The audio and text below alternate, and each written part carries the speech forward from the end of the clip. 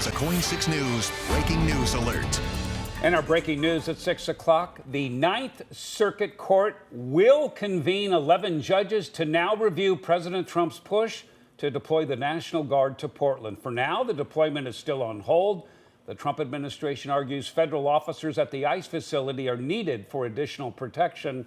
Once again, that court decision coming down just within the hour at 6 o'clock. I'm Jeff Gianola. And I'm Elizabeth Din. Let's bring in our Joelle Jones. She's been tracking this case since the start. Live now to get us up to speed on this breaking news update. Joelle?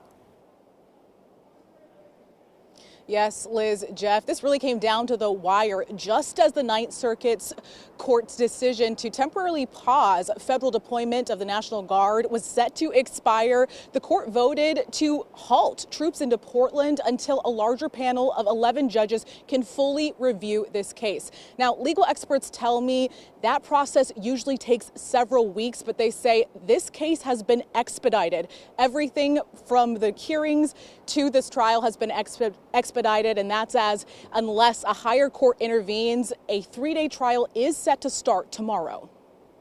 The idea that a president would want to nationalize and deploy the state National Guard against the wishes of the sitting governor, just about everything about this case is not normal. A federal case over the limits of presidential power on the fast track. Earlier this month, Oregon successfully won a temporary restraining order to stop federal troops from being sent into Portland. But after a 2-1 decision last week, the Ninth Circuit sided with the Trump administration, saying the president had the authority to federalize 200 Oregon Guard members. Trump praising the triumph shortly after. You would think that would be common sense. We have the right to use the National Guard to put out trouble. Well, that's, how I got elected. But just 4 days later, the appeals court paused its own ruling, blocking troops from hitting the streets of Portland until at least 5 p.m. tonight to allow time for all 11 judges of the court to consider a full en banc review. I asked Professor of Law Tong Yin what happens if they do. They may just not say anything about the trial, or they might say the trial should be stayed until pending the resolution of the en banc. It could go different ways. In another twist, on Monday, the DOJ walked back key evidence used to defend Trump's deployment during their appeal. In a letter to the court, attorneys for the Trump administration apologized, admitting they miscounted the number of Federal Protective Service officers, clarifying there were only 86 officers deployed to Portland instead of the 115 originally cited, writing, "We deeply regret these errors." I mean, it's just really bad for the lawyer because then you lose credibility in the eyes of the judge.